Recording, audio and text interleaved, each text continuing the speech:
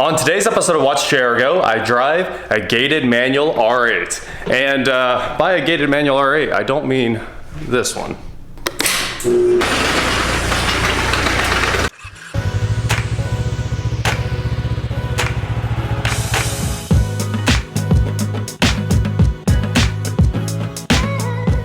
What is going on, guys? I'm Watch Chair Go, and today we're here with a 2010 Audi R8 V10. Gated manual, just like mine, except it has the extra 2 cylinders that mine doesn't have and tries to make up for it with a couple of turbos. So my buddy Austin's been asking me to take his car out and make a video with it for a while, and I didn't know why, and I didn't really want to take it out. I was like, you know, I've driven an R8, I've driven the DCT, I've driven the Huracan, I've driven the Gallardo, I've driven they're all the same car, and I've driven them all, and I was like, why do I need to take out a V10 gated manual? And then yesterday, it started snowing, we went out and did a bunch of donuts in that field over there. I was like, hey, can I come get your R8 today? He was like, you wanna go do donuts? And I was like, yeah, why not? He was like, come get the car, as long as you clean it.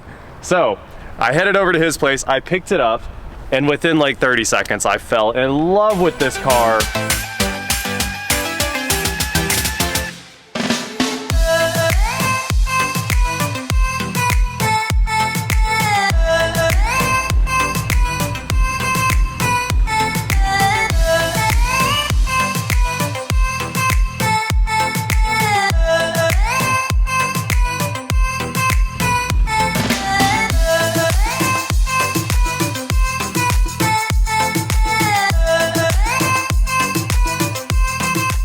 So I never really drove my car. Of course, it's an 08 Hefner twin turbo V8 with the gated manual. And once I got it home, I drove it, I don't know, 50 feet around the block once, parked it in the garage. I've never driven it again. It's sat for 6, 7, 8 months at this point. And I played with the gated manual while it was all hooked up. And I was like, this is the worst transmission I've ever shifted in my life. I hate everything about the notchiness and how it shifts and everything like that.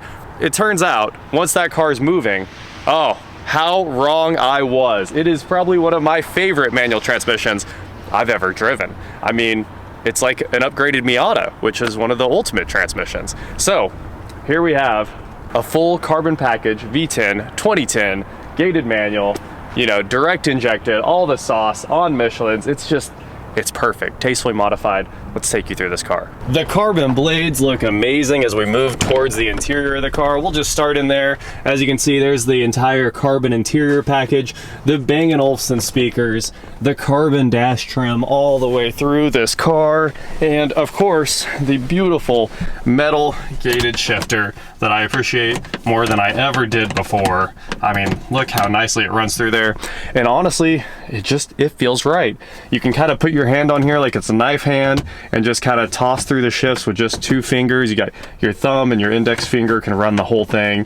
Reverse actually goes right in when you want. You got to push down and over, drops right in. It's just nice because your hand is resting like that and you're just kind of enjoying your drive and you can lean back like a proper sports car.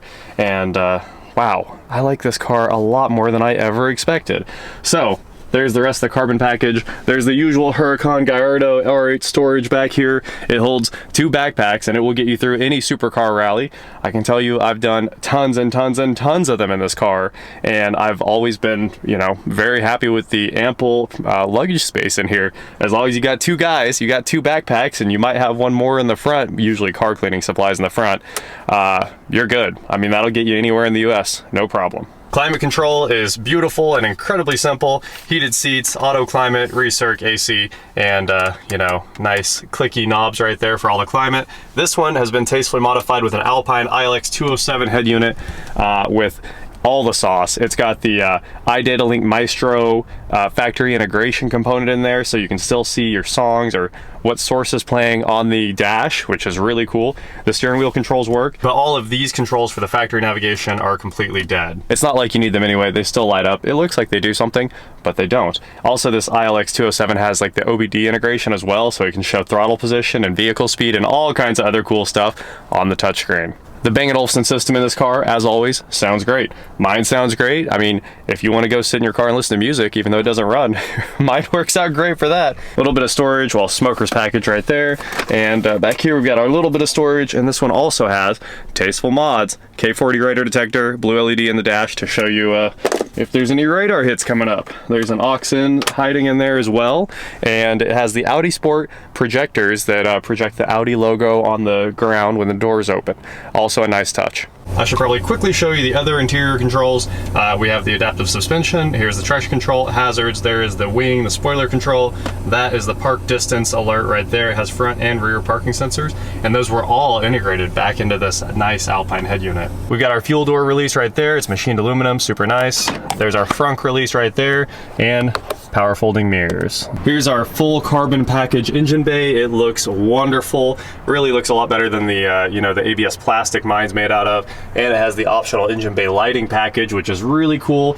Lights up the intakes here, and I mean, everything about this just looks right when it's nighttime and you look in the glass and you see the engine just lit up. Power rear spoiler right here, and of course that comes up at speed or when you push the button. In here we have the factory valved exhaust. You can see the valves peeking through the grills, and it has, I mean, it's just, what a good looking car.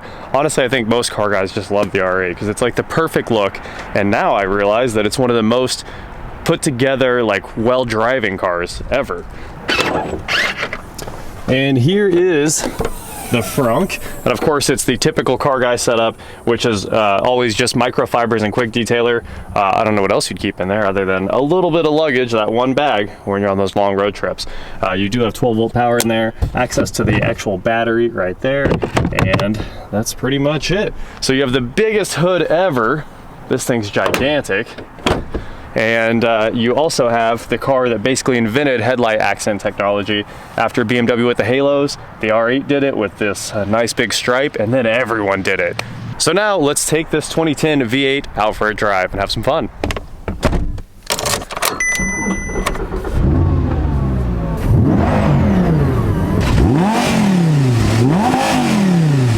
Do we have a contender?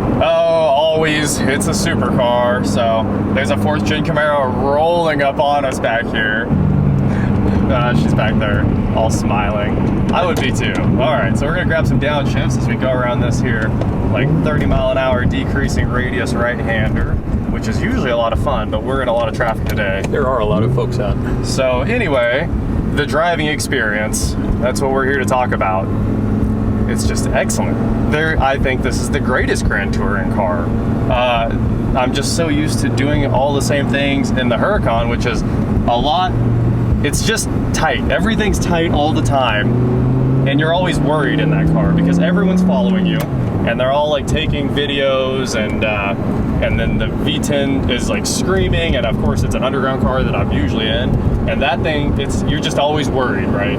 So there's so much responsibility when you're driving that car, and you're trying to just, you know, meander through traffic, and you're worried about everything. You're worried about other vehicles, you're worried about that car, and traction's off.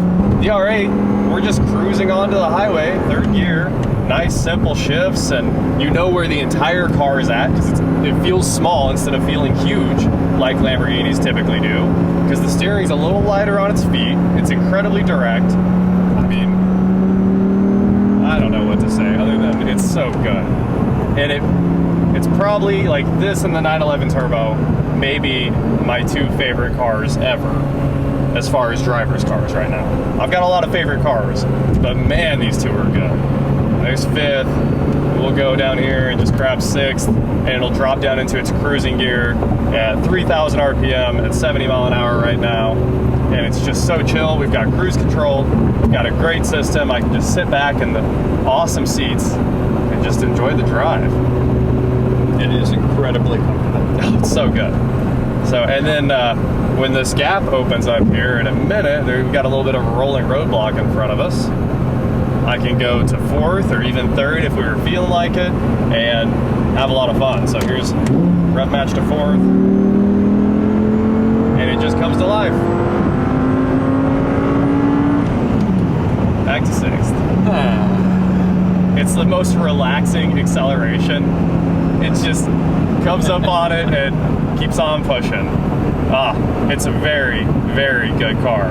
So now I actually have motivation to finish my car. I was so disappointed in the entire purchase. I was like, man, everything I did was wrong. And I bought this car so I'd have a crazy project to build, and you know, the depth of it is one of the craziest projects on YouTube, actually swapping the engine, not just, you know, bolt-ons or repairing some simple things. I mean, we're pulling out the engine and bolting everything back onto a new engine and then putting it back in the car with turbos on a kit that I don't exactly love. The only drawback to this is that the owner and myself don't understand how the radar detector works. It has a K40 in it with just a flashing LED, but that's all it is a flashing blue LED. And it doesn't have, it's not RGB or anything. It would make sense if it was like red for KA and yellow for K and green for X. Instead, it's just blue. And sometimes it flashes fast and sometimes it's on and sometimes it flashes every once in a while. And it's just unbelievably confusing. Right now it's flashing really fast. Well, pretty fast. Okay. And I don't see anyone around. There are nothing but open fields around us. I don't see any cops. Yeah. Anyway, the R8 V10 gated manual is now one of my favorite cars I've ever driven, over the V10 Plus, for sure. Basically, the car is very, very good. And I kind of forgot how awesome these giant Brembo brakes are. They're like 15-inch rotors, and I mean, it's very good. They're very precise, nice and easy when you're driving around. I mean, it's everything about it is just very good. Light changed real fast on me. Okay, kill it. Oh, shit. This girl's just checking out the R8. She like stopped to look at it.